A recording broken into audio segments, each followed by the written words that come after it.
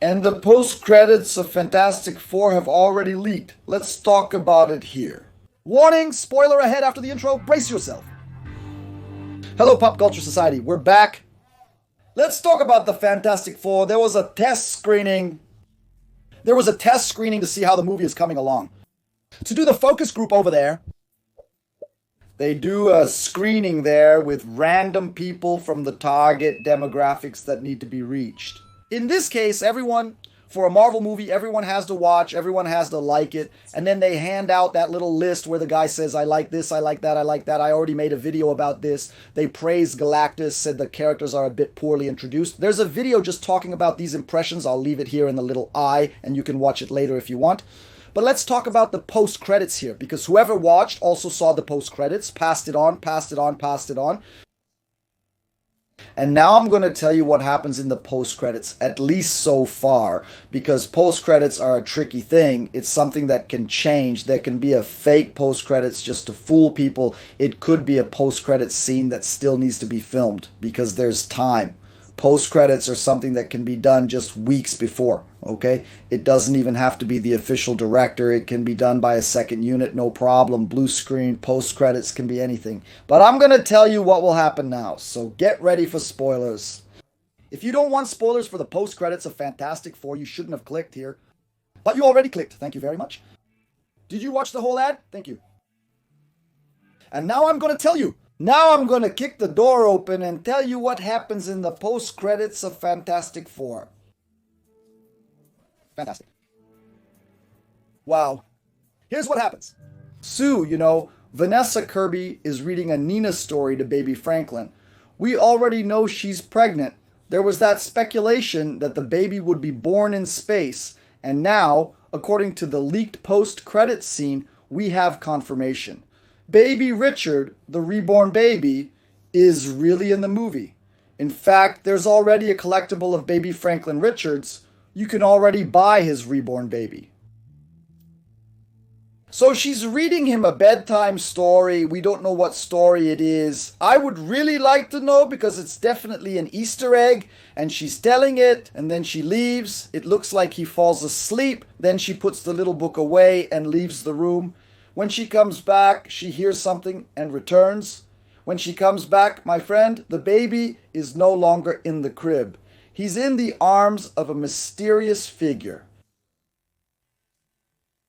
Who's holding something else in the other hand with your baby in one hand and something else in this hand here? Do you know what it is? An iron mask. You can't see who it is, just the silhouette, but the mask. You already know where I'm going with this. It's Dr. Doom's. The Invisible Woman freezes. Right? Hey, hey, hey. And the movie ends. Fade to black. It goes dark. Fade out. It's over. We had information and rumors that Dr. Doom, Robert Downey Jr., is not in the movie. He's not a villain in the movie. There's no final fight against Dr. Doom. That had already leaked, but it was also a lie, and not even Robert Downey Jr. filmed post-credits for Fantastic Four, obviously. Dr. Doom's face doesn't appear. He's without the mask. You can't even tell if he's deformed. A slightly deformed face with a small scar is visible in silhouette from behind in the dark. It could be Tony Stark, but it's unclear. He's very vain and believes the scar ruined his face. And he obviously didn't do the post-credit scene. There was no need. They used a stand-in, and that's what people say. Also, in this information about the leaked post-credit scene, they say the Iron Mask is very close to the one in the comics. And the suit as well, which looks a lot like that Alex Ross drawing that was featured at that Marvel merchandising event we saw last week.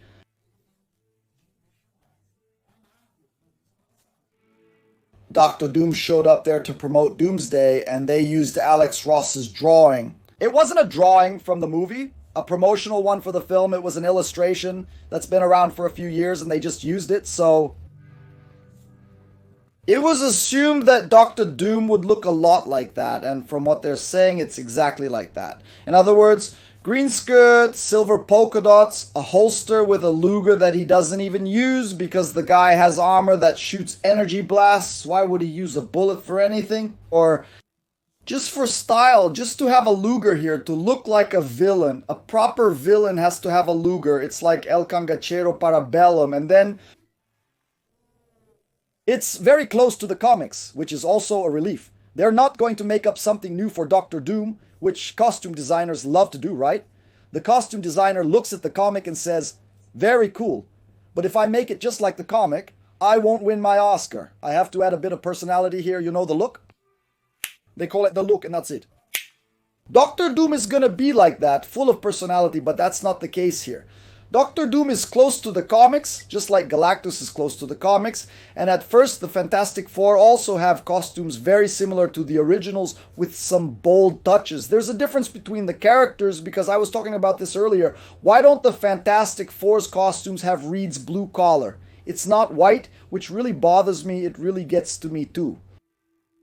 But comics are an art where you are the master of time. You can spend an hour on a page, go back, and you can identify all the elements. In a movie, in real time, in all that chaos, the world ending, fire raining from the sky, the Fantastic Four spinning around fighting Galactus, you need to know who's who so you don't get confused. You can't pause, you can't go back, you're not streaming, you're in the theater, so it's important that you can identify them. So I think the color on the costumes of... I don't know exactly about the uniform, that's why, so you can identify each person. So it's 3 the same and the thing, at most. So that's what it's for.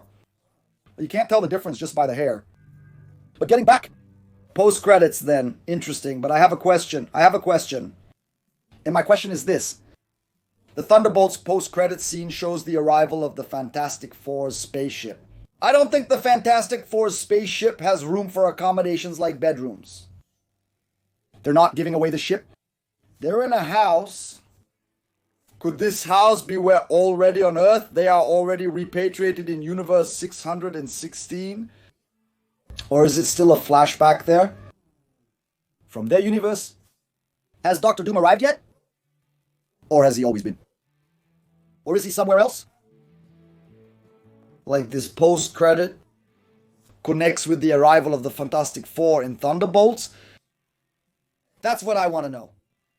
The arrival of the Fantastic Four should happen. That scene the Thunderbolts saw, the new Avengers saw, should happen in the final act of Fantastic Four. They arrive on Earth and end the movie on their Earth, right in the middle, which isn't our universe, on their Earth. The post-credits scene in Thunderbolts doesn't occur after the Fantastic Four movie. The events take place simultaneously with those preceding the end of Fantastic Four. This is happening concurrently. What are your thoughts on the post-credits scene? Did it meet your expectations? It seems rather simple and fan-fiction-like. But it's fine. At least they introduced and showed Doctor Doom. Please share your opinion in the comments. I'll return with more topics from Dr. Pop. After the event, click the channel options to stay a bit longer. See you later. See you soon. See you in a bit. Bye.